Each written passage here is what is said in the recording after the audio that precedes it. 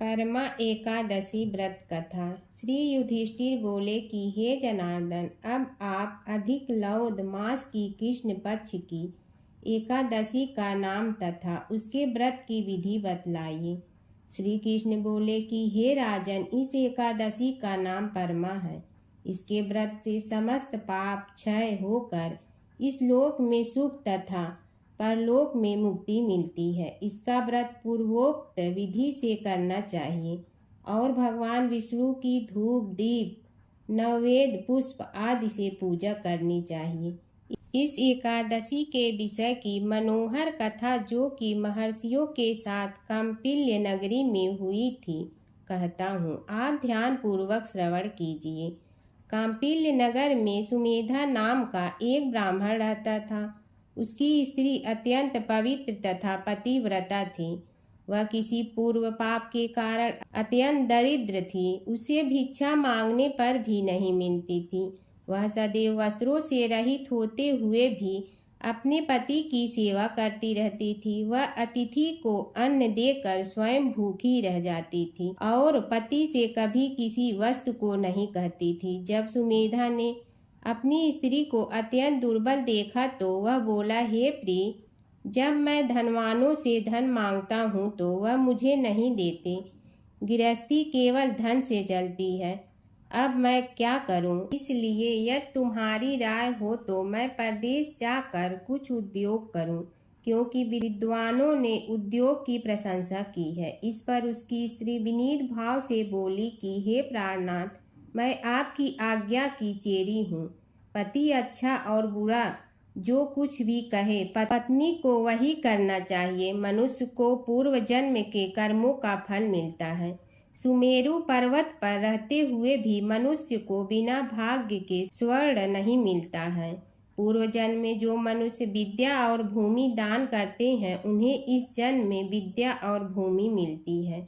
विधाता ने भाग्य में जो कुछ भी लिखा है वह टालने से नहीं टलता। यदि कोई मनुष्य दान नहीं करता तो भगवान उसे केवल अन्न ही देते हैं। इसलिए आपको इसी स्थान पर रहना चाहिए, क्योंकि मैं आपका वियोग नहीं सह सकती। पति बगैर स्त्री की संसार के माता पिता भाई ससुर तथा संबंधी निंदा करते हैं। इसलिए हे प्राणनाथ, आपको उसी स्थान पर रहना चाहिए। एक समय कौटिन्य मुनि उस जगह आए। उनको आते देखकर सुमेधा सहित स्त्री ने प्रणाम किया और बोले, हम आज धन्य हैं। आज हमारा जीवन आपके दर्शन से सफल हुआ। उन्होंने उसको आसन तथा भोजन दिया। भोजन देने के पश्चात पतिव्रता बोली कि हे मुनि, आप मुझे दरिद्रता का नाश करने की विधि बतलाइए। मैंने अपने पति को परदेश में धन कमाने से जाने को रोका है। मेरे भाग्य से आप आ गए हैं। मुझे पूर्ण निश्चय है कि अब मेरी दरिद्रता शीघ्र ही नष्ट होने वाली है। अतः आप हमारी दरिद्रता नष्ट करने के लिए किसी व्रत को बतलाइए। इस पर कौटिन्य मुनि बोले कि मलमास की कृष्ण पक्ष की परमा एकादशी के व्रत से समस्त पाप दुख और दरिद्रता आदि क्षय हो जाते हैं। जो मनुष्य इस व्रत को करता है वह धनवान हो जाता है। इस व्रत में नाच गान आदि सहित रात्रि जागरण करना चाहिए। कुबेर को महादेव जी ने इसी व्रत के करने से धनाध्यक्ष बना दिया था। इसी व्रत के प्रभाव से सत्यवादी राजा हरिश्चंद्र को पुत्र स्त्री और राज्य प्राप्त हुआ था।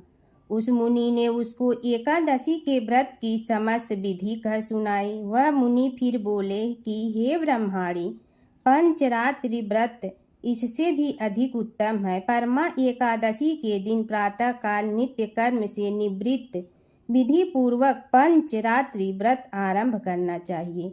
जो मनुष्य 5 दिन तक निर्जल व्रत करते हैं वे अपने माता पिता और स्त्री सहित स्वर्ग लोक को जाते हैं। जो 5 दिन तक संध्या को भोजन करते हैं वे स्वर्ग को जाते हैं। जो मनुष्य स्नान करके 5 दिन तक ब्राह्मणों को भोजन कराते हैं उन्हें समस्त संसार के भोजन कराने का फल मिलता है। इस व्रत में जो घोड़े दान करते हैं उन्हें तीनों लोक दान करने का फल मिलता है। जो मनुष्य उत्तम ब्राह्मण को तिल सहित दान करते हैं वे तिल की संख्या के बराबर विष्णु लोक में रहते हैं।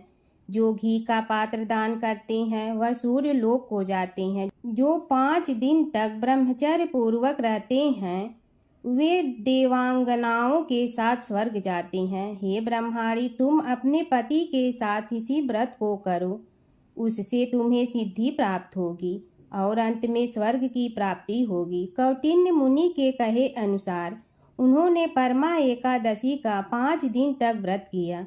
व्रत समाप्त होने पर उसने देखा कि राजकुमार उसके सामने खड़े हैं। राजकुमार ने एक उत्तम घर जो कि सब वस्तुओं से सजा हुआ था रहने के लिए दिया।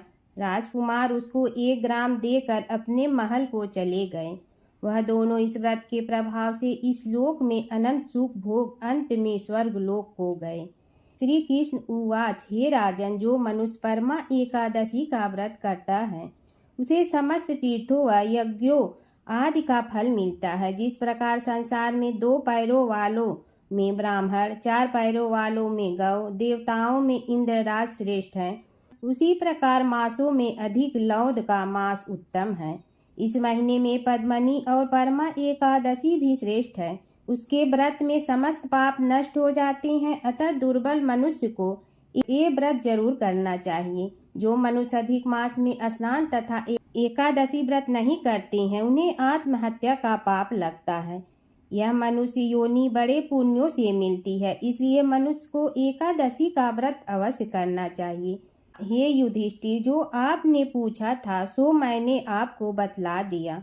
अब आप इस व्रत को भक्ति सहित कीजिए। जो मनुष्य अधिक मास लौद की परमा एकादशी का व्रत करते हैं वह स्वर्ग लोक में जाकर इंद्र के समान सुखों को भोगते हुए 3 लोकों में बंदनीय होते हैं।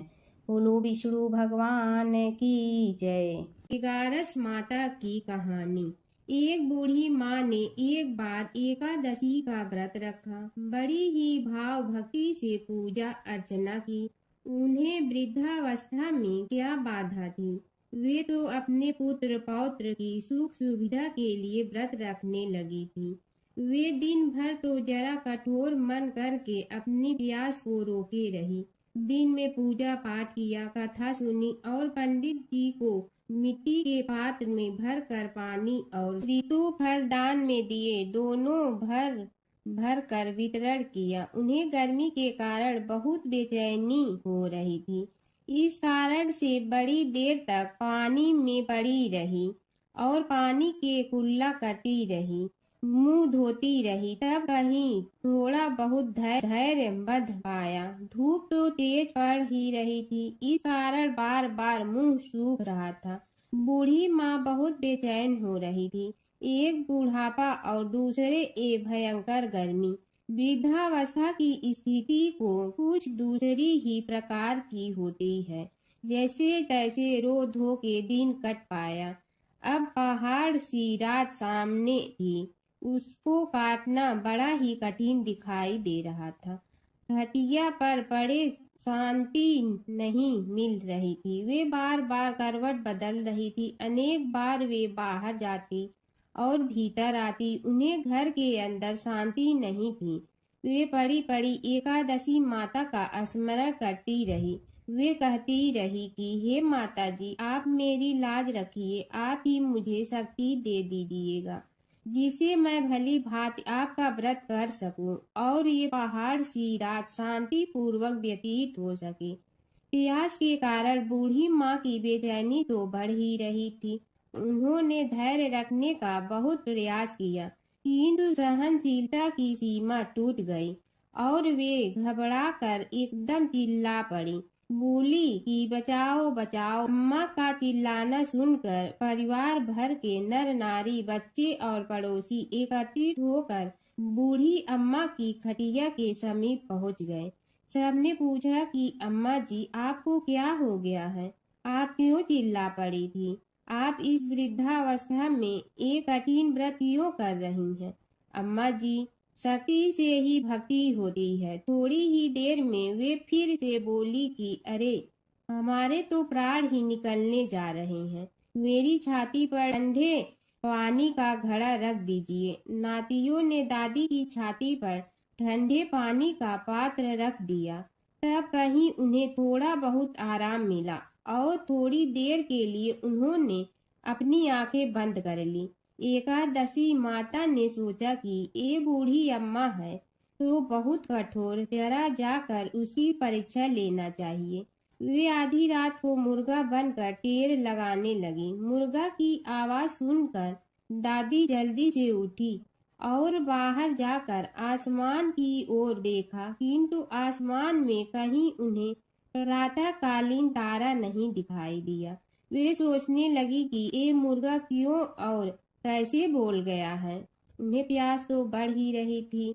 थोड़ा बहुत उनका मन भी विचलित होने लगा था, किंतु अंत में उन्होंने दृढ़ निश्चय किया कि मैं अब व्रत को पूर्ण करके ही छोड़ूंगी, चाहे भले ही मेरे प्राण निकल जाए। ये सोचकर फिर वे खटिया पर शिथिल होकर लेट गए। थोड़ी ही देर में एकादशी माता ने उनकी फिर से परीक्षा लेनी चाहिए।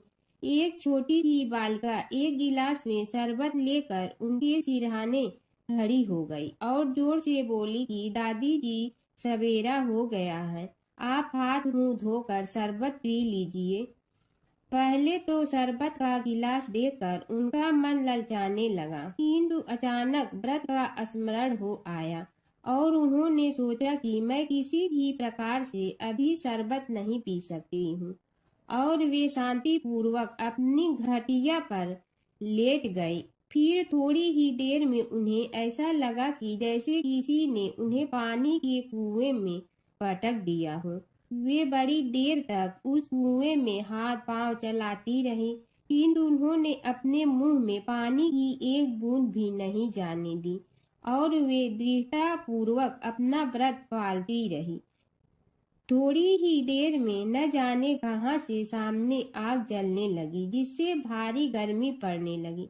प्यास के कारण प्राण निकलने लगे, किंतु बूढ़ी अम्मा का कुछ भी नहीं बिगड़ पाया। वे जहां की तहां मुस्कुराती हुई बैठी रही। थोड़ी ही देर में बाहर प्रकाश दिखाई देने लगा। ऐसा लगा कि जैसे सवेरा हो गया हो। बूढ़ी अम्मा ने जब बाहर निकल कर देखा तो समझ गई कि अभी सवेरा होने में 3-4 घंटे की देरी है। यह जानकर वे शांति पूर्वक इधर उधर घूमने फिरने लगी। एकादशी माता ये बात अच्छी तरह से समझ गई कि ये बूढ़ी अम्मा किसी भी प्रकार से अपने व्रत से नहीं टल सकती है। वे उनके सत्य व्रत को अच्छी तरह से समझ गई। सवेरा होते ही बूढ़ी माँ ने स्नान किया, भगवान का पूजन पाठ किया, एकादशी माता की कथा सुनी, ब्राह्मणों को दक्षिणा देकर भोजन कराया। तब कहीं उन्होंने जल ग्रहण किया। कन्याओं को भोजन कराने के बाद अम्मा ने भोजन किया। उस श्रेष्ठ व्रत के प्रताप से बूढ़ी अम्मा की आयु में वृद्धि हो गई। उनका घर परिवार हरा भरा हो गया। घर में अब उनके कोई अभाव नहीं रहता। वे हर तरह के सुख साधनों से संपन्न हो गई। नाती नतीनों से उनका घर भर गया और वे उसी दिन से 12 महीने की एकादशी का व्रत करने लगी। एकादशी माता के व्रत के प्रताप से इस संसार में हर प्रकार के सुख भोग कर अंत में वैकुंठ धाम को चली गई। ऐसा है तुरंत फल देने वाला एकादशी माता का व्रत। भगवान विष्णु और नारद की कथा। एक बार नारद मुनि जी ने भगवान विष्णु जी से पूछा, हे भगवान, आपका इस समय सबसे प्रिय भक्त कौन है? अब विष्णु तो भगवान हैं, सो झट से समझ गए अपने भक्त नारद मुनि की बात और मुस्कुरा कर बोले, मेरा सबसे प्रिय भक्त उस गांव का एक किसान है। यह सुनकर नारद मुनि जी थोड़ा निराश हुए और फिर से एक प्रश्न किया, हे भगवान, आपका बड़ा भक्त तो मैं हूँ, तो फिर सबसे प्रिय क्यों नहीं? भगवान विष्णु जी ने नारद मुनि जी से कहा, इसका जवाब तो तुम खुद ही दोगे। जाओ, एक दिन उसके घर रहो और फिर सारी बात मुझे बताना। नारद मुनि जी सुबह सवेरे मुंह अंधेरे उस किसान के घर पहुंच गए। देखा अभी अभी किसान जगा है और उसने अब सबसे पहले अपने जानवरों को चारा देता, फिर मुंह धोता, दैनिक कार्यों से निवृत्त होता, जल्दी जल्दी भगवान का नाम लिया, रूखी सूखी रोटी खाकर जल्दी जल्दी अपने खेतों पर चला गया। सारा दिन खेतों में काम किया और शाम को वापस घर आया। जानवरों को अपनी जगह बांधा, उन्हें चारा पानी डाला, हाथ धोया, मुंह धोया, फिर थोड़ी देर भगवान का नाम लिया, फिर परिवार के संग बैठकर खाना खाया और कुछ बातें की और फिर से सो गया। अब सारा दिन यह सब देखकर नारद मुनि जी भगवान विष्णु के पास वापिस आए और बोले, भगवान, मैं आज सारा दिन उस किसान के संग रहा, लेकिन वो तो ढंग से आपका नाम भी नहीं ले सकता। उसने थोड़ी देर सुबह, थोड़ी देर शाम को और भी जल्दी जल्दी आपका ध्यान किया, और मैं तो 24 घंटे सिर्फ आपका ही नाम जपता हूँ। क्या आपका सबसे प्रिय भक्त वो गरीब किसान ही है? भगवान विष्णु जी ने नारद की बात सुनकर कहा, अब इसका जवाब भी तुम मुझे खुद ही देना। और भगवान विष्णु जी ने एक कलश अमृत से भरा नारद मुनि को थमाया और बोले, इस कलश को लेकर तुम तीनों लोकों की परिक्रमा करके आओ, लेकिन ध्यान रहे अगर एक बूंद भी अमृत नीचे गिरा तो तुम्हारी सारी भक्ति और पुण्य नष्ट हो जाएगी। नारद मुनि तीनों लोकों की परिक्रमा करके जब भगवान विष्णु के पास वापस आए तो खुश होकर बोले, भगवान, मैंने एक बूंद भी अमृत नीचे नहीं गिरने दिया। विष्णु भगवान ने पूछा, और इस दौरान तुमने मेरा नाम कितना बार लिया, मेरा स्मरण कितनी बार किया? तो नारद बोले, अरे भगवान जी, मेरा तो सारा ध्यान इस अमृत पर था, फिर आपका ध्यान कैसे करता? भगवान विष्णु ने कहा, हे नारद, देखो उस किसान को, वो अपना कर्म करते हुए भी नियमित रूप से मेरा स्मरण करता है, क्योंकि जो अपना कर्म करते हुए भी मेरा जाप करे वो ही मेरा सबसे प्रिय भक्त है।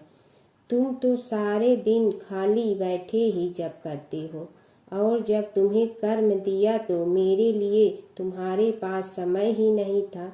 तो नारद मुनि सब समझ गए और भगवान के चरण पकड़कर बोले, हे भगवान, आपने प्राचीन काल की बात है, एक नगर में धर्मपाल नाम का एक निर्धन किंतु अत्यंत धर्मनिष्ठ व्यक्ति रहता था। वह न तो अधिक पूजा पाठ जानता था और न ही उसके पास धन था, परंतु उसके हृदय में भगवान विष्णु के प्रति अपार श्रद्धा थी। प्रतिदिन प्रातः स्नान कर भगवान विष्णु का स्मरण करता और तुलसी दल अर्पित करता, तब भी वह हरि नाम का जाप करता रहता। एक दिन किसी कारणवश वह पूजा न कर सका, मन में ग्लानि हुई और रात को उसने भगवान विष्णु से क्षमा याचना की। उसी रात उसे स्वप्न में विष्णु ने दर्शन दिए और कहा, हे भक्त, जो भी व्यक्ति श्रद्धा से मेरा स्मरण करता है, मैं उसके सभी पाप हर लेता हूँ। भक्ति में विधि नहीं, भाव प्रधान होता है। कुछ समय बाद धर्मपाल के जीवन की सभी कठिनाइयाँ दूर हो गई। उसके घर में सुख शांति और समृद्धि आ गई। अंत समय में उसे वैकुंठ लोक की प्राप्ति हुई। विष्णु भगवान की कथा। एक नगर में एक सेठ व एक सेठानी रहते थे और सेठानी रोज विष्णु भगवान की पूजा करती थी। सेठ को उसका पूजा करना बिल्कुल अच्छा नहीं लगता था। इसी वजह से एक दिन सेठ ने सेठानी को घर से निकाल दिया। घर से निकलने पर वह जंगल की ओर गई तो देखा 4 आदमी मिट्टी खोदने का काम कर रहे थे। उसने कहा कि मुझे नौकरी पर रख लो। उन्होंने उसे रख लिया, लेकिन मिट्टी खोदने से सेठानी के हाथों में छाले पड़ गए और उसके बाल भी उड़ गए। वह आदमी कहते हैं कि बहन, लगता है तुम किसी अच्छे घर की महिला हो, तुम्हें काम करने की आदत नहीं है। तुम एक काम रहने दो और हमारे घर का काम कर लिया करो। वह चारों आदमी उसे अपने साथ घर ले गए और वह 4 मुट्ठी अनाज लाते और सभी बांट कर खा लेते। एक दिन सेठानी ने कहा कि कल से 8 मुट्ठी अनाज लाना। अगले दिन वह 8 मुट्ठी अनाज लाए और सेठानी पड़ोसन से आग मांग लाई। उसने भोजन बनाया, विष्णु भगवान को भोग लगाया, फिर सभी को खाने को दिया। सारे भाई बोले कि बहन, आज तो भोजन बहुत स्वादिष्ट बना है। सेठानी ने कहा कि भगवान का जूठा है तो स्वाद तो होगा ही। सेठानी के जाने के बाद सेठ भूखा रहने लगा और आस पड़ोस के सारे लोग कहने लगे कि ये तो सेठानी के भाग्य से खाता था। एक दिन सेठ अपनी सेठानी को ढूंढने चल पड़ा। उसने ढूंढते हुए वह भी उस जंगल में पहुंच गया जहां वह चारों आदमी मिट्टी खोद रहे थे। सेठ ने उन्हें देखा तो कहा कि भाई, मुझे भी काम पर रख लो। उन आदमियों ने उसे काम पर रख लिया, लेकिन मिट्टी खोदने से उसके भी हाथों में छाले पड़ गए और बाल उड़ने लगे।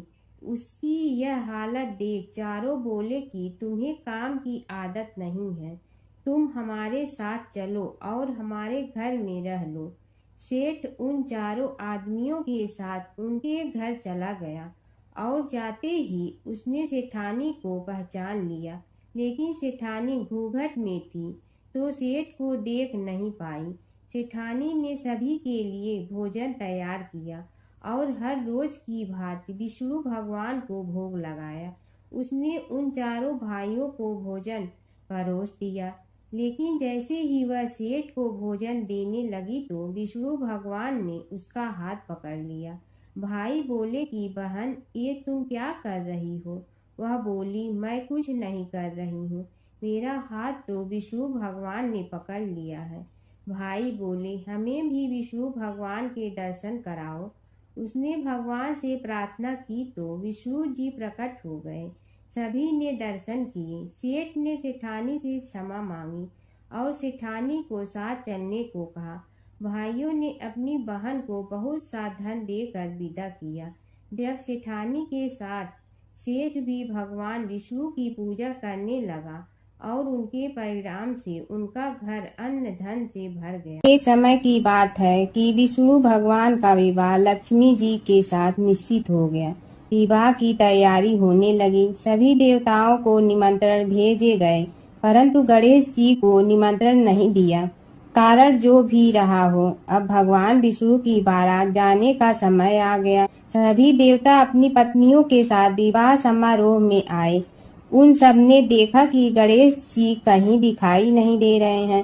तब वे आपस में चर्चा करने लगे कि क्या गणेश जी को कोई न्योता नहीं दिया है या स्वयं गणेश जी ही नहीं आए हैं। सभी को इस बात पर आश्चर्य होने लगा। तभी सब ने विचार किया कि विष्णु भगवान से ही इसका कारण पूछा जाए।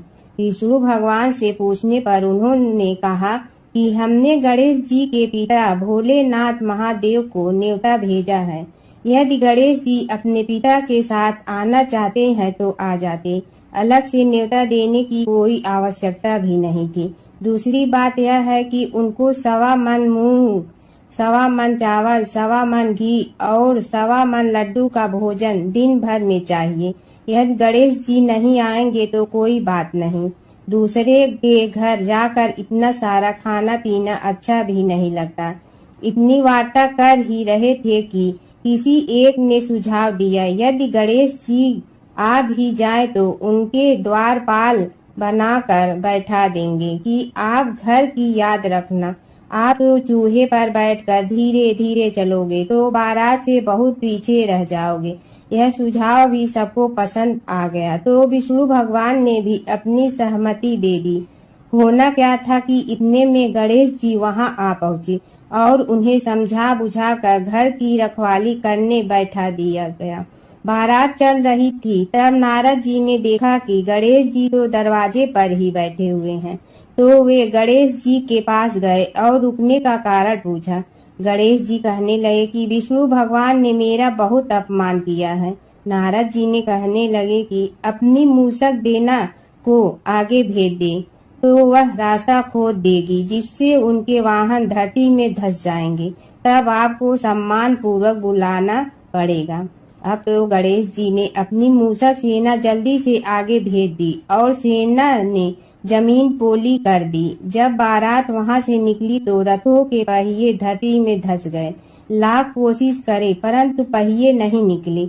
सभी ने अपने अपने उपाय किए परंतु पहिए तो नहीं निकले, बल्कि जगह जगह से टूट गए। किसी की समझ में नहीं आ रहा था कि अब क्या किया जाए।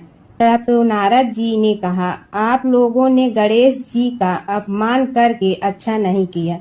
यदि उन्हें मना कर लाया जाए तो आपका कार्य सिद्ध हो सकता है और यह संकट टल सकता है। शंकर भगवान ने अपने दूत नंदी को भेजा और वे गणेश जी को लेकर आए। गणेश जी का आदर सम्मान के साथ पूजन किया। तब कहीं रथ के पहिए निकले।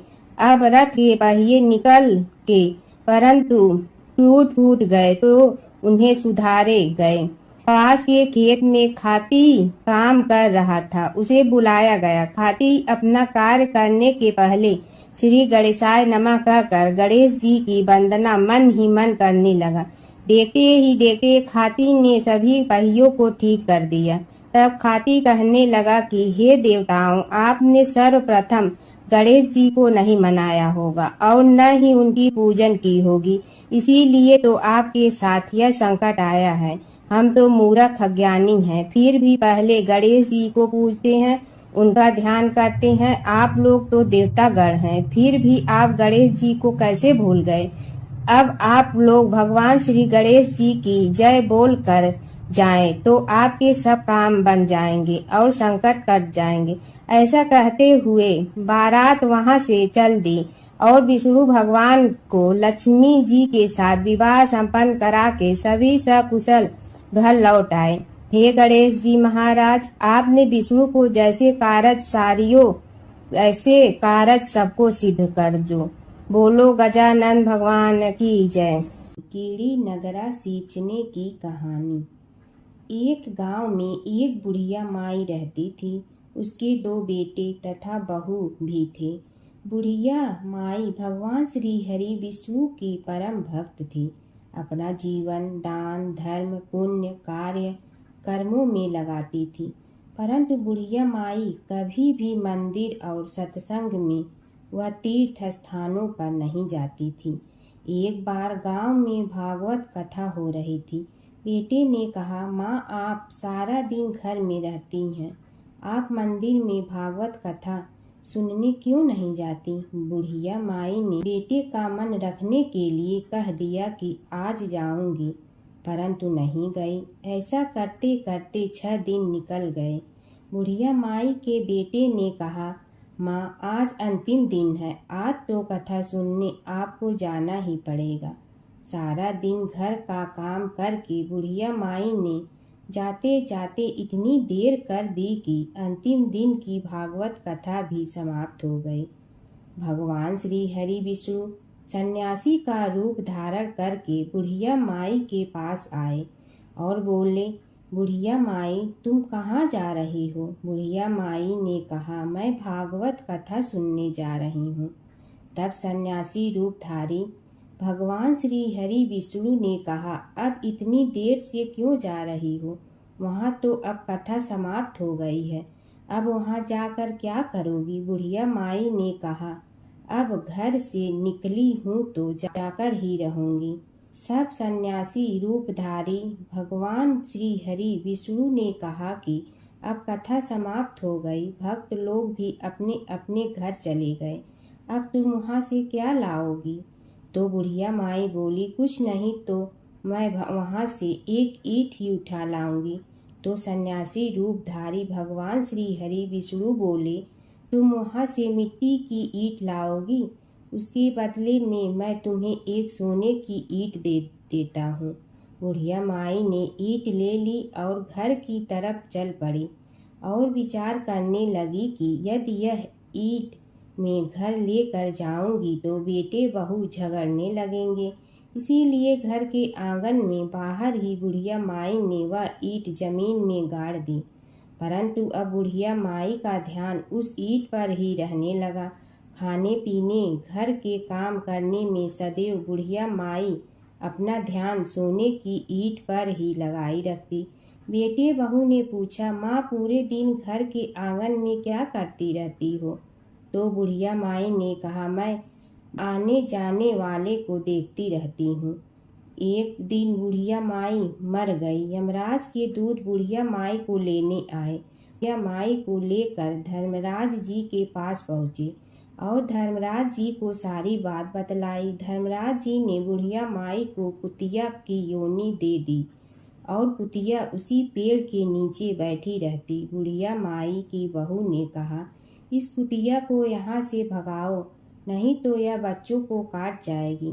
तो उसके बेटे ने उसकी पीठ पर एक लकड़ी मारी और बुढ़िया माई मर गई और को सर्प की योनि मिली। आंगन में सर्प को देखकर बेटे बहू ने किसी को काट नहीं जाए इसी डर से मार दिया। फिर बुढ़िया माई मर कर धर्मराज जी के पास पहुंची। बुढ़िया माई कीड़ी का रूप धारण करके उस आंगन में कीड़ी नगरा बना लिया। आंगन में कीड़ी नगरा हो गया। घर वाले बहुत परेशान हुए। घर वाले भोजन भी नहीं बना रहे थे और मन ही मन होने का स्मरण करने लगे। तब भगवान श्री हरि विष्णु सन्यासी का रूप धारण करके आए और बोले कि कुछ खाने को दे दो। तो घरवाले ने कहा, महाराज हमारे खाने को भी कुछ नहीं बनाया क्योंकि हमारे घर में कीड़ी नगरा हो गया है। आप ही इसका कुछ उपाय बतलाइए। तब महाराज जी ने आंगन में खोदा और सोने की 28 निकाली और दोनों बेटों को दे दी और कहा, तुम्हारी माँ के नाम से दान पुण्य करना, धर्मशाला बनवाना, स्कूल बनवाना, प्याऊ लगवाना, गौशाला में गाय के चारे खाने की व्यवस्था करना। परंतु दोनों बेटे आपस में झगड़ने लगे कि तू दान कर, तू दान कर। किसी ने बुढ़िया माई के नाम से कोई दान नहीं किया और कीड़ी नगरा वहाँ उसी स्वरूप में स्थापित रहा। कुछ दिन बाद सन्यासी वापस आया और बुढ़िया माई के बेटों ने भगवान स्वरूपधारी सन्यासी महाराज से कहा कि हमारी घर की हालत वैसी की वैसी है, कीड़ी नगरा तो वैसे का वैसा ही है। तब साधु रूपधारी सन्यासी महाराज ने कहा, वह सोने के ईंट के टुकड़े लाओ और उन्हें बेचकर उनसे जो भी धन मिले उसे तुम्हारी माँ के नाम से दान पुण्य करो। इस कीड़ी नगरा पर शक्कर और आटा डालो। तुम ऐसा करोगे तो तुम्हारी माँ को मोक्ष प्राप्ति होगी। और उनके घर से कीड़ी नगरा चला गया। जो व्यक्ति प्रतिदिन सुबह प्रातः आटा और शक्कर कीड़ी नगरे पर डालता है वह सदैव धनवान, पुत्रवान, संपन्न, सुख शांति से जीवन यापन करता है। उसके घर में कभी कोई कष्ट नहीं आता है। उसका जीवन सदा सर्वदा आनंद से व्यतीत होता है। उसके परिवार जन उसे अत्यधिक स्नेह प्रदान करते हैं। कीड़ी नगरा प्रतिदिन सींचने से जुड़ी नगरी की कहानी सुनने से, दान पुण्य व धर्म कार्यों में रुचि लगाने से जीवन उत्तम हो जाता है। जमुना की कहानी। प्राचीन समय में एक गांव था जिसमें दो बहनें रहा करती थी। एक बहन का नाम गंगा था तो दूसरी बहन का नाम जमुना था। एक बार दोनों बहनें एक साहूकार के खेत से गुजर रही थी तो जमुना ने 13 दाने जौ के तोड़ लिए, जिसे देख गंगा बोली कि तुझे तो ग्रहण लग गया, तूने चोरी की है। इस पर जमुना बोली कि अब मेरा ग्रहण कैसे धुलेगा। गंगा ने कहा कि तुझे 12 साल तक साहूकार के यहाँ नौकरी करनी पड़ेगी, तभी तेरा पाप धुलेगा और ग्रहण से मुक्ति मिलेगी। जमुना साहूकार के यहाँ नौकरी के लिए जाती है और अपने लिए काम मांगती है। साहूकार उसे काम पर रख लेता है, लेकिन काम करने से पहले जमुना उसे कहती है कि मैं सारे काम करूंगी लेकिन 4 काम नहीं करूंगी। जूठे बर्तन नहीं मांजूंगी, झाड़ू नहीं लगाऊंगी, बिस्तर नहीं बिछाऊंगी और दिया नहीं जलाऊंगी। 12 साल के बाद कुंभ का मेला लगा तो साहूकारनी भी कुंभ नहाने जाने लगी। यमुना ने उसे जाते देख कहा कि कुंभ के मेले में मेरी बहन गंगा मिलेगी तो उसे यह सोने का टक्का दे देना, इससे वह अपने हाथों में सुंदर चूड़ियां पहन लेगी। साहूकारनी ने कुंभ के मेले में गंगा को वह सोने का टका दे दिया। गंगा ने उनसे वह टका लेते हुए कहा कि मेरी बहन को कहना कि उसके 12 वर्ष पूरे हो गए हैं, अब वह वहां वापिस आ जा।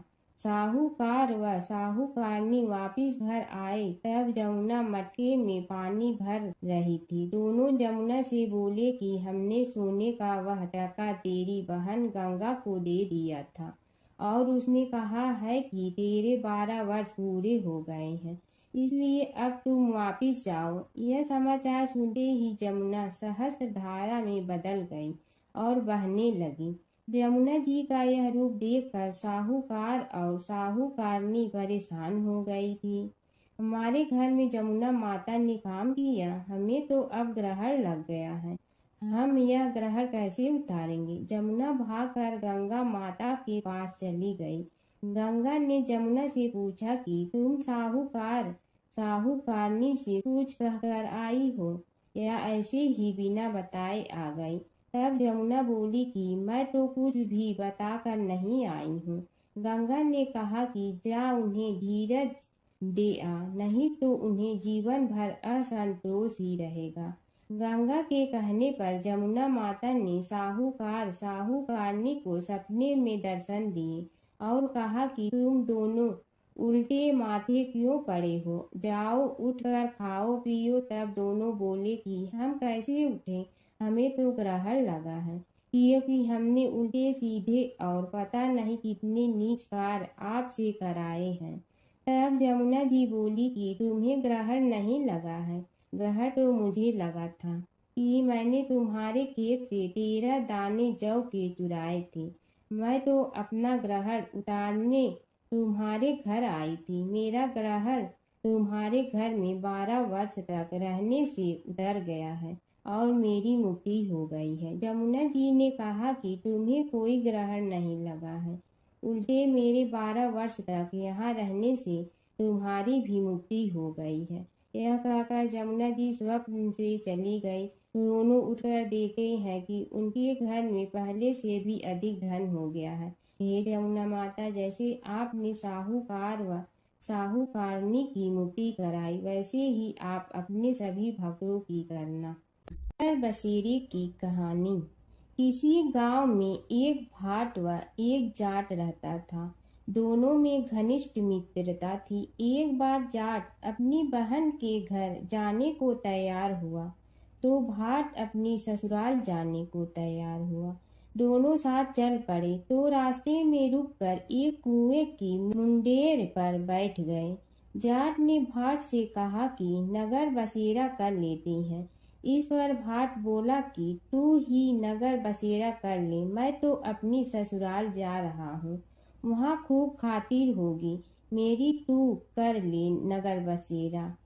जाट वहीं कुएं के पास बैठ पानी की घंटी और चावल का दाना लेकर नगर बसेरा करने लगा। नगर बसेरा करने के साथ जाट कहने लगा कि नगर बसेरा जो करे सो मल धोवे पाँव, ताता माड़ा तापसी देगी मेरी माँ, माँ देगी मावशी तेगी द्वारका का वास, मीठा मीठा घास वृंदावन का वास, 5 कुल्थी छठी रास, मेरी जीवड़ो श्री कृष्ण के पास, डालू पानी हो जाए घी, झट से निकल जाए मेरा जी। यह सब कर के वह जाट बहन के पास चल पड़ा। जाट की बहन ने भाई के आने पर उसकी खातिर की खी बूढ़ा के साथ भाई को जिमाया। दोनों ने बैठकर ढेर सारी बातें की। इधर भाट अपने ससुराल पहुंचा तो वहां आग लगी हुई थी। आग बुझाने वह भी लग गया, जिसमें हाथ मुंह भी काले हो गए और खुद भी थोड़ा सुलझ गया। ना रोटी ना पानी के लिए ही किसी ने पूछा। एक पड़ोसन आई तो उसने भाट की सास को कहा कि जमाई आया है। जरा उस आव भगत कर लो। बुढ़िया बोली कि सब कुछ तो जल गया है, अब कहाँ से आव भगत करूं। तब पड़ोसन ने ही भाट को एक रोटी के साथ छाछ दी। उसने वही खाकर गुजारा किया। शाम को दोनों फिर घर की ओर चल पड़े और रास्ते में मिल गए और एक दूसरे का हाल पूछा। भाट बोला कि मेरी ससुराल में तो आग लगी हुई थी, आग बुझाते मैं खुद काला हो गया हूँ, ना रोटी मिली ना पानी। जाट बोला कि मेरी तो बहुत खातिर हुई। फिर बोला कि मैंने कहा था ना कि नगर बसेरा कर ले, अब कर ले। लेकिन भाट ने फिर मना कर दिया। कहने लगा कि चाहे रोटी दे या न दे, तेरी तो माँ है, दही चूरमा का पेड़ा धरा पाएगा। भाट ने फिर नगर बसेरा नहीं किया, जाट ने कर लिया। नगर बसेरा जो करे सो मल धोए पाँव, ताता माड़ा तापसी देगी मेरी माँ। माँ देगी मावसी देगी द्वारका का वास, मीठा मीठा घास वृंदावन का वास। 5 कुल्ठी छठी रास, मेरा जी बड़ो श्री कृष्ण के पास। डालू पानी हो जाए घी, झट से निकल जाए मेरा जी। करके वह चल पड़ा। घर पहुँचते ही जाट की मौसी ने बहुत लाड प्यार किया। उधर भाट घर गया तो उसकी भैंस खो गई थी। बाप एक लाठी रखे तो दूसरी उठाए और कहने लगा कि ससुराल गया तो आग लगा दी, अब यहाँ आया तो भैंस खो दी। बाप ने कहा कि पहले भैंस लेकर आ, तभी रोटी पानी मिलेगा। सारा दिन भाट भैंस ढूंढता रहा, लेकिन उसे भैंस नहीं मिली। जाट और भाट की मुलाकात फिर से बाजार में हो गई। जाट ने भाट के हाल चाल पूछे तो भाट बोला कि आते ही भैंस खो गई, बस उसी दिन से भैंस ढूंढ रहा हूँ। रोटियां का तो पूछो ही मत। जाट ने कहा कि मैंने तो पहले ही कहा था कि नगर बसेरा कर ले। जाट की बात सुनकर भाट बोला कि तेरे नगर बसेरे में इतनी ताकत है तो चल अब कर लेते हैं। दोनों ने बैठकर नगर बसेरा किया। नगर बसेरा जो करे सो मल धोवे पाँव, ताता माड़ा तापसी देगी मेरी माँ। माँ देगी मौसी देगी द्वारका का वास, मीठा मीठा घास वृंदावन का वास। 5 कुल्ठी छठी रास, मेरा जीवड़ो श्री कृष्ण के पास। डालू पानी हो जाए घी, झट से निकल जाए मेरा जी। दोनों के नगर बसेरा करने पर भाट जैसे ही आगे बढ़ा तो उसकी खोई भैंस मिल गई, जिसे लेकर घर पहुंचा। घर पहुंचते ही माँ ने कहा कि लड़के को आते ही घर से निकाल दिया, सारे दिन से ये भूखा प्यासा भटक रहा है। यह कहकर उसकी माँ ने उसको खूब खिलाया पिलाया। इस घटना के बाद सारे नगर में ढिंढोरा पिटवा गया कि तब कोई अपने पीहर या सास से आते जाते नगर बसेरा करें। जैसे भाट को नगर बसेरा करने का फल मिला, वैसे ही हर किसी को मिले। गणेश और बुढ़िया माई की कथा। एक बुढ़िया थी, वह बहुत ही गरीब और दृष्टिहीन थी। उसके एक बेटा और बहू थे। वह बुढ़िया सदैव गणेश जी की पूजा किया करती थी। एक दिन गणेश जी प्रकट होकर उस बुढ़िया से बोले, बुढ़िया माँ तू जो चाहे सो मांग ले। बुढ़िया बोली, मुझे तो मांगना नहीं आता, कैसे और क्या मांगूं। तब गणेश जी बोले, अपने बहू बेटे से पूछ कर मांग ले। तब बुढ़िया ने अपने बेटे से कहा, गणेश जी कहते हैं तू कुछ मांग ले, बता मैं क्या मांगूं। पुत्र ने कहा, माँ तू धन मांग ले। बहू से पूछा तो बहू ने कहा, नाती मांग ले। तब बुढ़िया ने सोचा कि ये तो अपने अपने मतलब की बात कर रहे हैं, अतः उस बुढ़िया ने पड़ोसन से पूछा तो उन्होंने कहा, बुढ़िया तू तो थोड़े दिन जियोगी, क्यों तू धन मांगो और क्यों नाती मांगे। तू तो अपनी आँखों की रोशनी मांग ले, जिससे तेरी जिंदगी आराम से कट जाए। इस पर बुढ़िया बोली, यदि आप प्रसन्न है तो मुझे 9 करोड़ की माया दे, निरोगी काया दे, अमर सुहाग दे, आँखों की रोशनी दे, नाती दे, पोता दे और सब परिवार को सुख दे और अंत में मोक्ष दे। यह सुनकर तब गणेश जी बोले, बुढ़िया माँ, तुमने तो हमें ठग लिया, फिर भी जो तूने मांगा है वचन के अनुसार सब तुझे मिलेगा। और यह कहकर गणेश जी अंतर ध्यान हो गए। उधर बुढ़िया माँ ने जो कुछ मांगा वह सब कुछ मिल गया।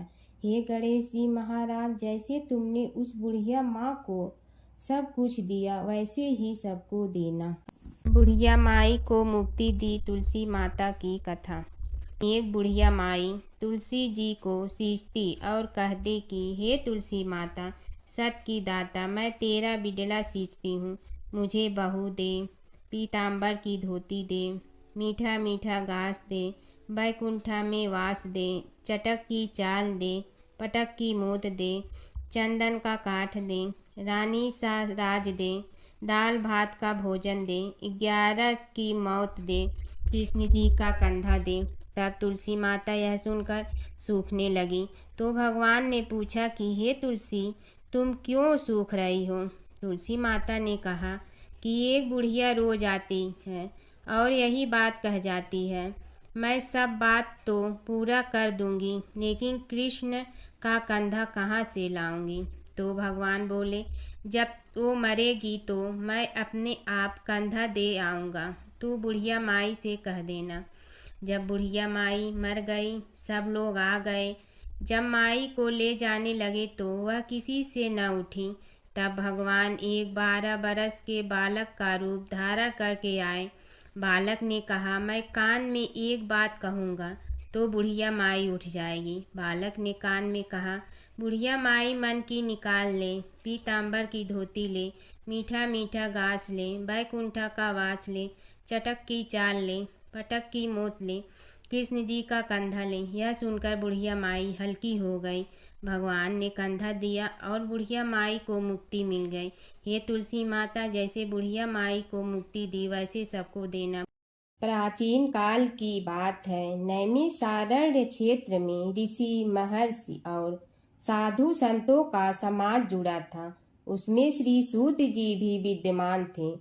शौनक जी ने उनकी सेवा में उपस्थित होकर निवेदन किया कि हे अज्ञान रूप घोर तिमिर को नष्ट करने में करोड़ों सूर्यों के समान प्रकाशमान श्री सूत जी, हमारे कानों के लिए अमृत के समान जीवन प्रदान करने वाले कथा तत्व का वर्णन कीजिए। हे सूत जी, हमारे हृदयों में ज्ञान के प्रकाश की वृद्धि तथा भक्ति, वैराग्य और विवेक की उत्पत्ति जिस कथा से हो सकती हो वह हमारे प्रति कहने की कृपा कीजिए। शौनक जी की जिज्ञासा से सूत जी बड़े प्रसन्न हुए। पुरातन इतिहासों के स्मरण से उनका शरीर पुलकायमान हो रहा था।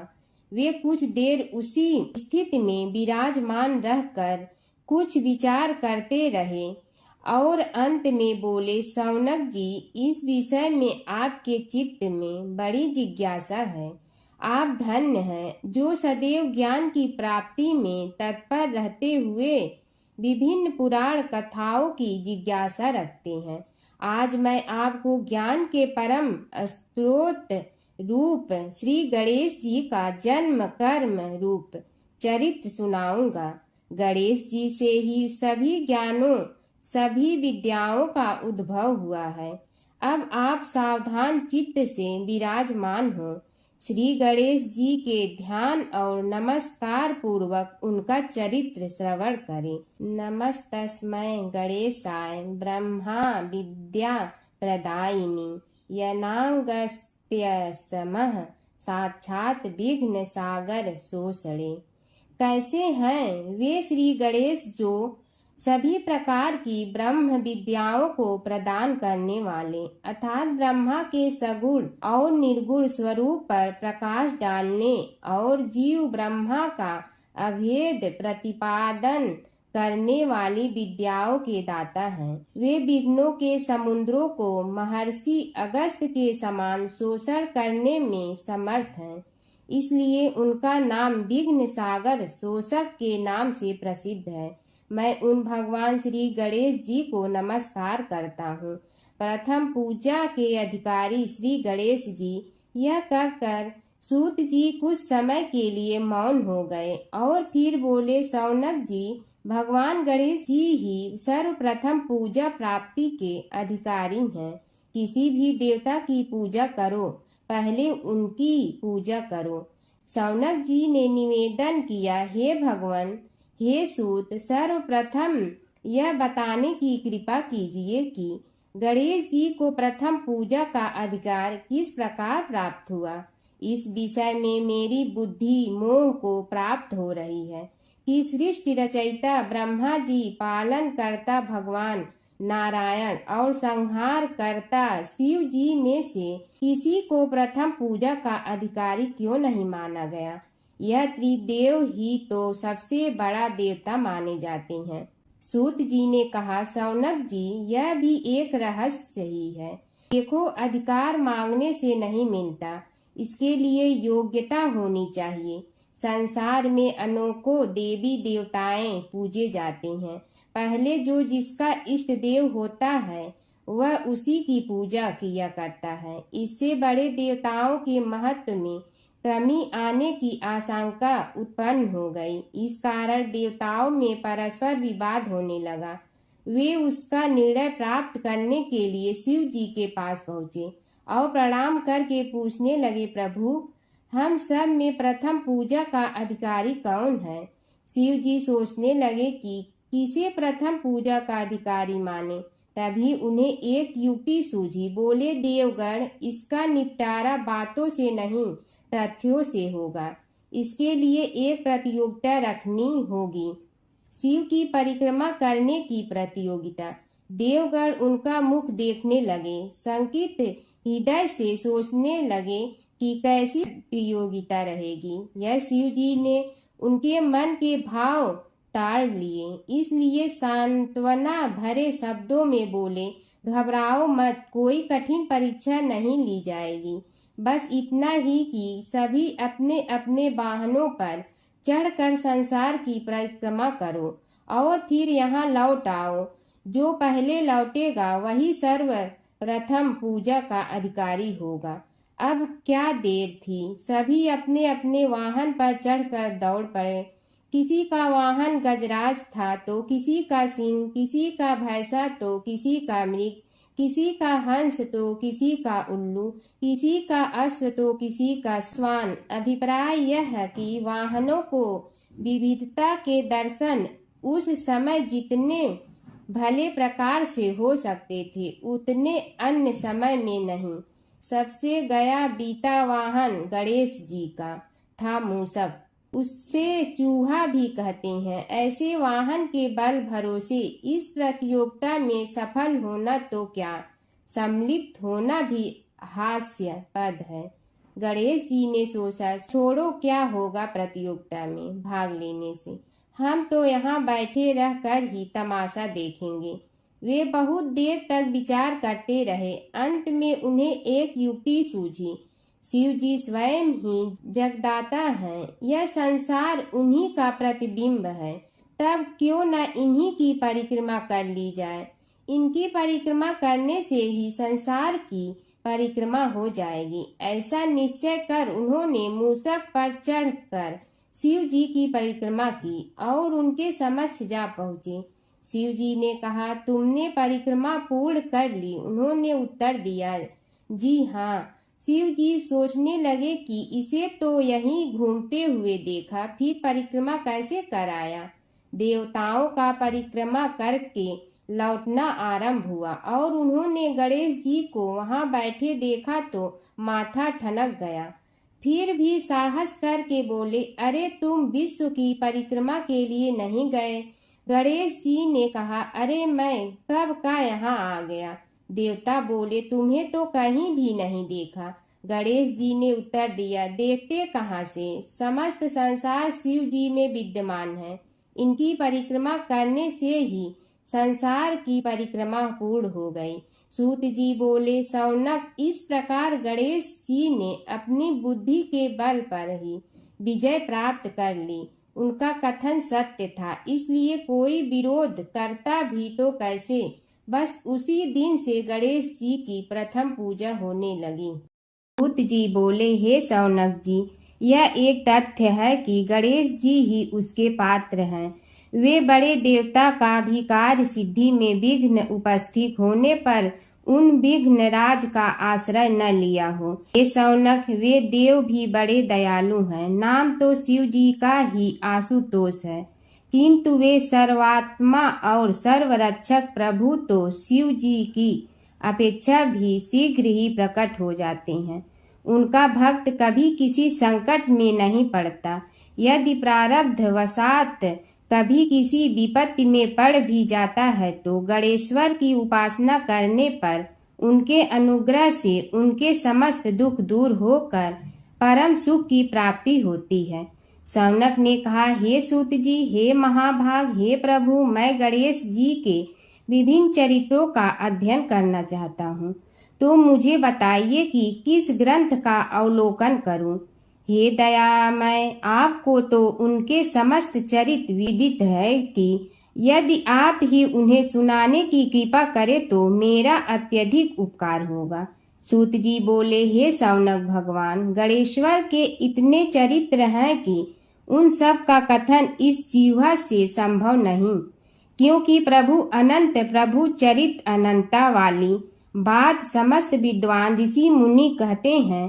फिर भी गणेश जी प्रथम पूजा के अधिकारी होने के कारण समस्त देव चरित्रों में जुड़े हुए हैं, इसलिए उनका प्रभाव भी सर्वाधिक व्यापक है। हे मुने, हे शौनक, वे भगवान सर्व समर्थ हैं। वे सभी का तिरस्कार करने में समर्थ हैं, किंतु उनका तिरस्कार कोई भी नहीं कर सकता। यह त्रिलोक्य उन्हीं भगवान के संकेत पर नित्य करता है।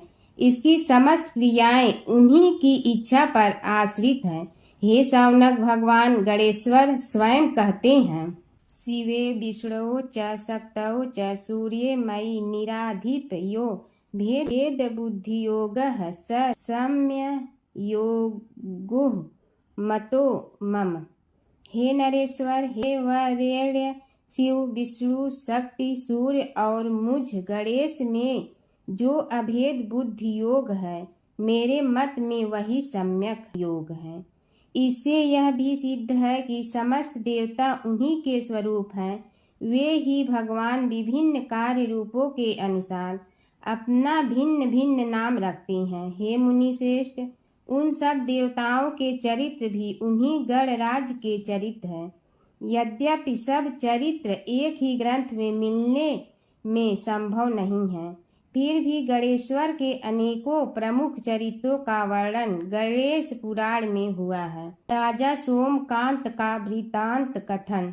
शौनक जी ने पूछा, हे प्रभु, गणेश पुराण का आरंभ किस प्रकार हुआ, यह मुझे बताने की कृपा करे। इस पर सूत जी ने कहने लगे, हे शौनक, यद्यपि गणेश पुराण है तो बहुत प्राचीन, क्योंकि भगवान गणेश्वर तो आदि हैं। न जाने कब से गणेश जी अपने उपासकों पर कृपा करते चले आ रहे हैं। उनके अनंत चरित्र हैं, जिनका संग्रह एक महापुराण का रूप ले सकता है। उसे एक बार भगवान नारायण ने नारद जी को और भगवान ने शंकर और जगन जननी पार्वती जी को सुनाया था।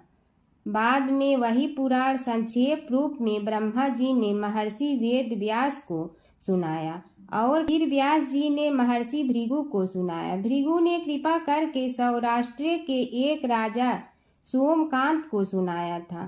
तब से वह पुराण अनेक कथाओं में विस्तृत होता रहा और अनेक कथाओं से रहित होता हुआ अनेक रूप में प्रचलित है।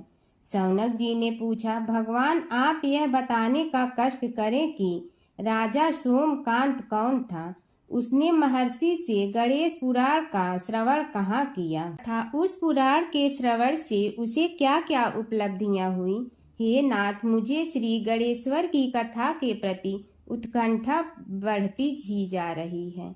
सूत जी बोले, हे शौनक, सौराष्ट्र के देवनगर नाम की एक प्रसिद्ध राजधानी थी। वहाँ का राजा सोमकांत था। वह अपनी प्रजा का पुत्र के समान पालन करता था। वह वेद ज्ञान संपन्न, शस्त्र विद्या में पारंगत एवं प्रबल प्रतापी राजा समस्त राजाओं में मान्य तथा अत्यंत वैभवशाली था। उसका ऐश्वर्य कुबेर के भी ऐश्वर्य को लज्जित करता था। उसने अपने पराक्रम से अनेकों देश जीत लिए थे।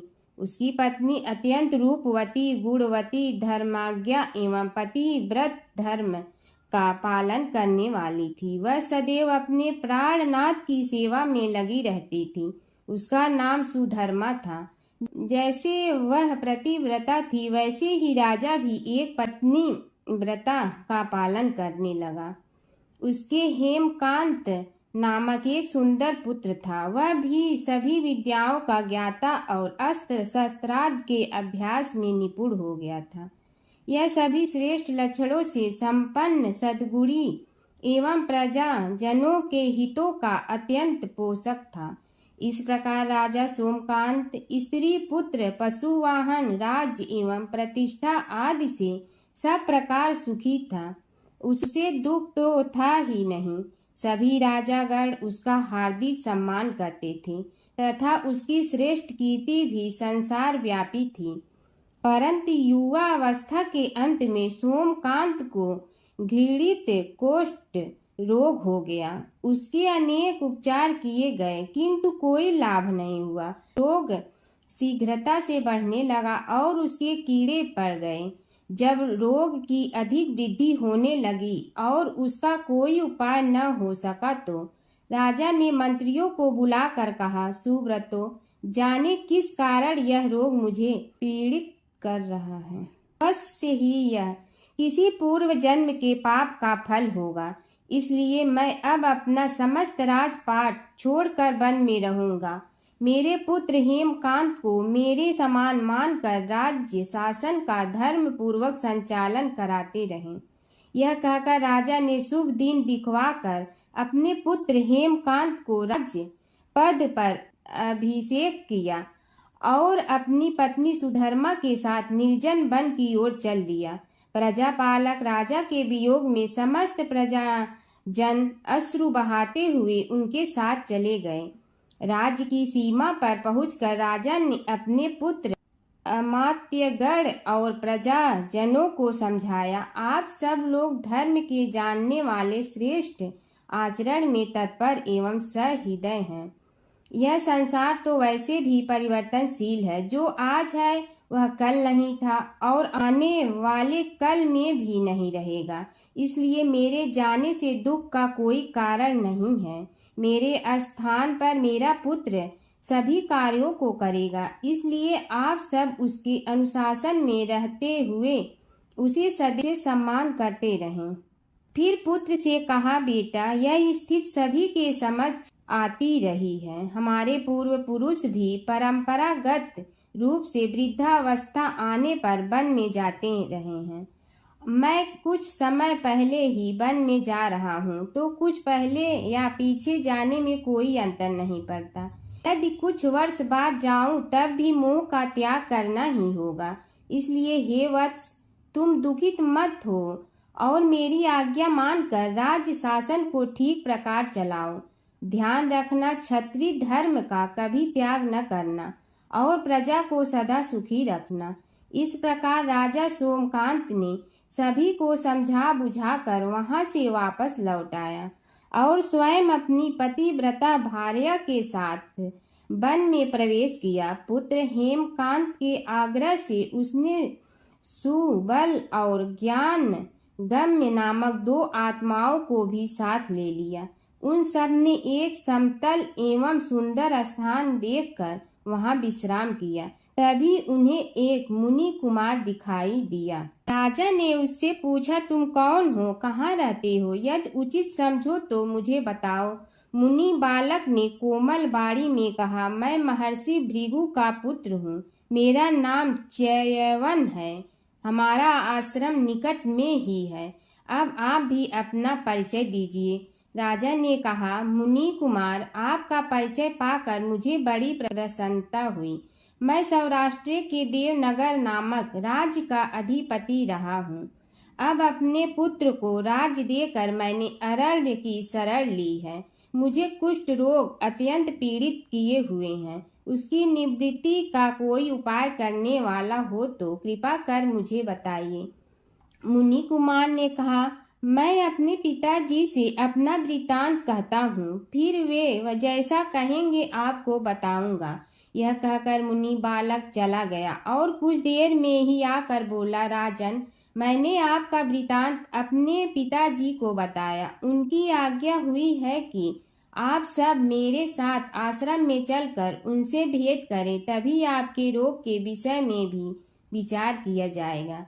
राजा सोमकांत के पूर्व जन्म का वृत्तांत भृगु द्वारा वर्णन। राजा अपनी पत्नी और अमात्यों के सहित च्यवन के साथ साथ भृगु आश्रम में जा पहुंचा और उन्हें प्रणाम कर बोला, हे भगवान, हे महर्षि, मैं आपकी शरण हूँ, आप मुझ कुष्ठी पर कृपा कीजिए। महर्षि बोले, राजन, यह तुम्हारे किसी पूर्व जन्म कृत पाप का ही उदय हो गया है। इसका उपाय मैं विचार करके बताऊंगा। आज तो तुम सब स्नान आज से निवृत्त होकर रात्रि विश्राम करो। महर्षि की आज्ञा अनुसार सबने स्नान भोजन आदि के उपरांत रात्रि व्यतीत की और प्रातः काल स्नान आदि नित्य कर्मों से निवृत्त होकर महर्षि की सेवा में उपस्थित हुए। महर्षि ने कहा, राजन, मैंने तुम्हारे पूर्व जन्म का वृतांत जान लिया हूँ और यह भी विदित कर लिया है कि किस पाप के फल से तुम्हें इस रोग की प्राप्ति हुई है। यदि तुम चाहो तो उसे सुना दूं। राजा ने हाथ जोड़कर निवेदन किया, बड़ी कृपा होगी मुनिनाथ, मैं उसे सुनने के लिए उत्कंठित हूँ। महर्षि ने कहा, तुम पूर्व जन्म में एक धनवान वैश्य के लाडले पुत्र थे। वह वैश्य विंध्याचल के निकट कौलहार नामक ग्राम में निवास करता था। उसकी पत्नी का नाम सुलोचना था। तुम उसी वैश्य दंपत के पुत्र हुए। तुम्हारा नाम कामद था। तुम्हारा लालन पालन बड़े लाड चाव से हुआ। उन्होंने तुम्हारा विवाह एक अत्यंत सुंदरी वैश्य कन्या से कर दिया था, जिसका नाम कुटुम्बिनी था। यद्यप तुम्हारी भार्या सुशीला थी और तुम्हें सदैव धर्म में निरत देखना चाहती थी, किंतु तुम्हारा स्वभाव वासनांध होने के कारण दिन प्रतिदिन उज्जवल होता जा रहा था। किंतु माता पिता भी धार्मिक थे, इसलिए उनके सामने तुम्हारी उज्ज्वलता दबी रही। परंतु माता पिता की मृत्यु के बाद तुम निरंकुश हो गए और अपनी पत्नी की बात भी नहीं मानते थे। तुम्हें अनाचार में प्रवृत्त देखकर उसे दुख होता था, तो भी उसका कुछ बस न चलता था। तुम्हारी उन्मत्तता चरम सीमा पर थी। अपनों से भी द्वेष और क्रूरता का व्यवहार किया करते थे। हत्या आदि कराते थे। तुम्हारे लिए सामान्य बात हो गई। पीड़ित व्यक्तियों ने तुम्हारे विरुद्ध राजा से पुकार की। अभियोग चला और तुम्हें राज्य की सीमा से भी बाहर चले जाने का आदेश हुआ। तब तुम घर छोड़कर किसी निर्जन वन में रहने लगे। उस समय तुम्हारा कार्य लोगों को लूटना और हत्या करना ही रह गया। एक दिन मध्याह्न काल था। गुणवर्धक नामक एक विद्वान ब्राह्मण उधर से निकला। बेचारा अपनी पत्नी को लिवाने के लिए ससुराल जा रहा था। तुमने उस ब्राह्मण युवक को पकड़कर लूट लिया। प्रतिरोध करने पर उसे मारने लगे तो वह चित्कार करने लगा, मुझे मत मार, मत मार, देख मेरा दूसरा विवाह हुआ है। मैं पत्नी को लेने के लिए जा रहा हूँ। किंतु तुम तो क्रोधवश में ऐसे लीन हो रहे थे कि तुमने उसकी बात सुनकर भी नहीं सुनी। जब उसे मारने लगे तो उसने श्राप दे दिया, अरे हत्यारे, मेरी हत्या के पाप से तो सहस्त्र कल्प तक घोर नरक भोगोगे। तुमने उसकी कोई चिंता न की और सिर काट लिया। राजन, तुमने ऐसी एक नहीं बल्कि अनेक निरीह हत्याएं की थी, जिनकी गणना करना भी पाप है।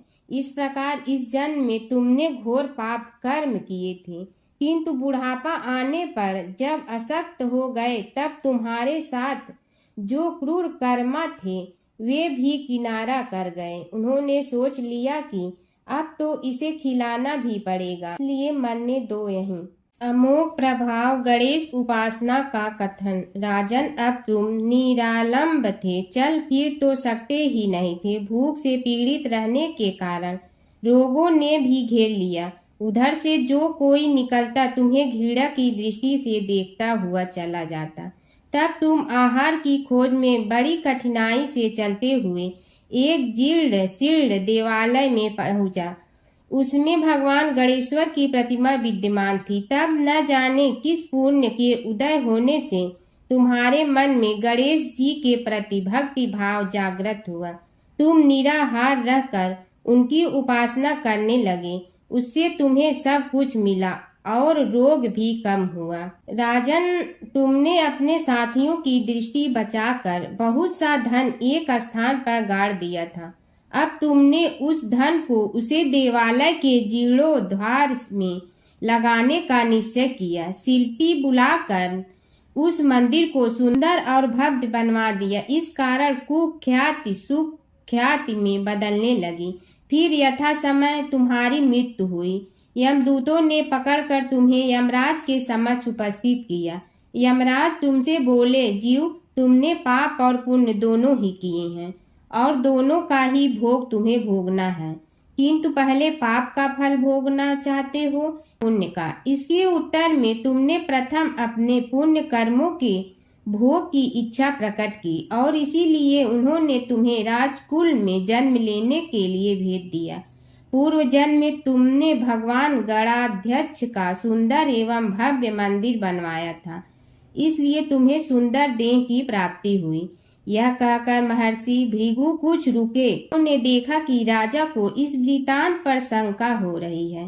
तभी महर्षि के शरीर में असंख्य विकराल पक्षी उत्पन्न होकर राजा की ओर झपटे। उनकी चोंच बड़ी तीक्ष्ण थी, जिनसे वे राजा के शरीर को नोच नोच कर खाने लगे। उसके कारण उत्पन्न असहनीय पीड़ा से व्याकुल हुए राजा ने महर्षि के समक्ष हाथ जोड़कर निवेदन किया, प्रभु, आपका आश्रम तो समस्त द्वेष आदि से परे है और यहाँ मैं आपकी शरण में बैठा हूँ। तब यह पक्षी मुझे आकर ही क्यों पीड़ित कर रहे हैं? हे मुनिनाथ, इनसे मेरी रक्षा कीजिए। महर्षि ने राजा के अंतर्वचन सुनकर सांत्वना देते हुए कहा, राजन, तुमने मेरे वचनों में शंका की थी और जो मुझ सत्यवादी के कथन में शंका करते हैं, उसे खाने के लिए मेरे शरीर से इसी प्रकार पक्षी प्रकट हो जाते हैं, जो कि मेरे हुंकार करने पर भस्म हो जाया करते हैं। यह कर महर्षि ने हुंकार की और तभी वे समस्त पक्षी भस्म हो गए। राजा श्रद्धावनत होकर उनके समक्ष अश्रुपात करता हुआ बोला, प्रभु, अब आप पाप से मुक्त होने का उपाय कीजिए। महर्षि ने कुछ विचार कर कहा, राजन, तुम पर भगवान गणेश्वर की कृपा सहज रूप से है और वे ही प्रभु तुम्हारे पापों को भी दूर करने में समर्थ हैं। इसलिए तुम उनके पाप नाशक चरित्रों का श्रवण करो। गणेश पुराण में उनके चरित्रों का भले प्रकार वर्णन हुआ है, अतएव तुम श्रद्धा भक्ति पूर्वक उसी को सुनने में चित्त लगाओ। राजा ने प्रार्थना की, महामुनि, मैंने गणेश पुराण का नाम भी आज तक नहीं सुना, तो उनके सुनने का सौभाग्य कैसे प्राप्त कर सकूंगा? हे नाथ, आपसे अधिक ज्ञानी और प्रकांड विद्वान और कौन हो सकता है? आप ही मुझ पर कृपा कीजिए। महर्षि ने राजा की दीनता देखकर उसके शरीर पर अपने कमंडल का मंत्रपूत जल छिड़का। तभी राजा को एक छींक आई और नासिका से एक अत्यंत छोटा काले वर्ण का पुरुष बाहर निकल आया। देखते देखते वह बढ़ गया। उसके भयंकर रूप को देखकर राजा कुछ भयभीत हुआ, किंतु समस्त आश्रमवासी वहां से भाग गए। वह पुरुष महर्षि के समक्ष हाथ जोड़कर खड़ा हो गया। उन्हें उसकी ओर देखा और कुछ उच्च स्वर में बोले, तू कौन है? क्या चाहता है? वह बोला, मैं साक्षात पाप हूँ। समस्त पापियों के शरीर में मेरा निवास है। आपके मंत्रपूत जल के स्पर्श से मुझे विवश होकर राजा के शरीर से बाहर निकलना पड़ा है। अब मुझे बड़ी भूख लगी है, बताइए क्या खाऊं और कहाँ रहूं। महर्षि बोले, तू उस आम के अवकाश स्थान में निवास कर और उसी वृक्ष के पत्ते खाकर जीवन निर्वाह कर। यह सुनते ही वह पुरुष आम के वृक्ष के पास पहुंचा, किंतु उसके स्पर्श मात्र से वह वृक्ष जलकर भस्म हो गया। फिर जब पाप पुरुष को रहने के लिए कोई स्थान दिखाई न दिया तो वह भी अंतर्हित हो गया। हर व्रत कथा के साथ पढ़ी और सुनी जाने वाली लपसी तपसी की यह कहानी। एक लपसी था, एक तपसी था। तपसी हमेशा भगवान की तपस्या में लीन रहता था। लपसी रोजाना सवा सेर की लपसी बनाकर भगवान का भोग लगाकर जीम लेता था। एक दिन दोनों लड़ने लगे। तपसी बोला, मैं रोज भगवान की तपस्या करता हूँ, इसलिए मैं बड़ा हूँ। लपसी बोला, मैं रोज भगवान को सवा सेर लपसी का भोग लगाता हूँ, इसलिए मैं बड़ा हूँ। नारद जी वहाँ से गुजर रहे थे। दोनों को लड़ता देखकर उनसे पूछा कि तुम क्यों लड़ रहे हो। तपसी ने खुद के बड़ा होने का कारण बताया और लपसी ने अपना कारण बताया। नारद जी बोले, तुम्हारा फैसला मैं करूँगा। दूसरे दिन लपसी और तपसी नहाकर अपनी रोज की भक्ति करने आए तो नारद जी ने छुपकर 1.25 करोड़ की एक एक अंगूठी उन दोनों के आगे रख दी। तपसी की नज़र उस अंगूठी पर पड़ी जो उसने चुपचाप अंगूठी उठाकर अपने नीचे दबा ली। तब लपसी की नज़र अंगूठी पर पड़ी, लेकिन उसने ध्यान नहीं दिया। भगवान को भोग लगाकर लपसी खाना खाने लगा। नारद जी सामने आए तो दोनों ने पूछा कि कौन बड़ा, तो नारद जी ने तपसी से खड़ा होने को कहा। वो खड़ा हुआ तो उसने नीचे दबी अंगूठी दिखाई पड़ी। नारद जी ने लपसी से कहा, तपस्या करने के बाद भी तुम्हारी चोरी करने की आदत नहीं गई, इसलिए लपसी बड़ा है और तुम्हें तुम्हारी तपस्या का कोई फल भी नहीं मिलेगा। तपसी शर्मिंदा होकर माफ़ी मांगने लगा। उसने नारद जी से पूछा, मुझे मेरी तपस्या का फल कैसे मिलेगा। नारद जी ने कहा, यदि कोई गाय और कुत्ते की रोटी नहीं बनाएगा तो फल तुम्हें मिलेगा। यदि कोई ब्राह्मण को भोजन करवा कर दक्षिणा नहीं देगा तो फल तुम्हें मिलेगा। यदि कोई साड़ी के साथ ब्लाउज नहीं देगा तो फल तुझे मिलेगा। यदि कोई दिए से दिया जलाएगा तो फल तुम्हें मिलेगा। यदि कोई सारी कहानी सुने लेकिन तुम्हारी कहानी नहीं सुने तो फल तुझे मिलेगा। उसी दिन से हर व्रत कथा कहानी के साथ लपसी तपसी की कहानी भी सुनी और कही जाती है।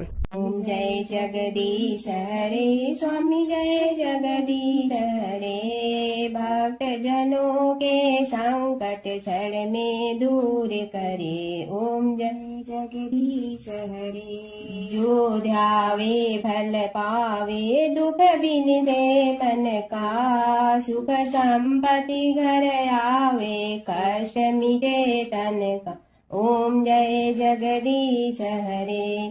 मात पिता तुम मेरे, शरण कहूँ किसकी। तुम विनय और न दूजा, आस करूँ जिसकी। ओम जय जगदीश हरे। तुम पूर्ण परमात्मा, तुम अंतर्यामी। पार ब्रह्म परमेश्वर, तुम सबके स्वामी। ओम जय जगदीश हरे। तुम बिंदा के सागर, तुम पालन करता। मैं मूर्ख कल काम, कृपा करो भरता। ओम जय जगदीश हरे। तुम हो एक अगोचर, सबके प्राणपति। किस विधि मिलूं दया में, तुमको मैं कुमति। ओम जय जगदीश हरे। दीन बंधु दुख हरता, तुम रक्षक मेरे। अपने हाथ उठाओ, द्वार पड़ा तेरे। ओम जय जगदीश हरे। विषय विकार मिटा, पाप हरो देवा। श्रद्धा भक्ति बढ़ाओ, संतन की सेवा। ओम जय जगदीश हरे। तन मन धन सब तेरा, स्वामी सब कुछ है तेरा। तेरा तुझको अर्पण, क्या लागे मेरा। ओम जय जगदीश हरे। जय जगदीश हरे स्वामी जय जगदीश हरे। भक्त जनों के संकट झड़ने दूर करे। ओम जय जगदीश हरे स्वामी जय जगदीश हरे।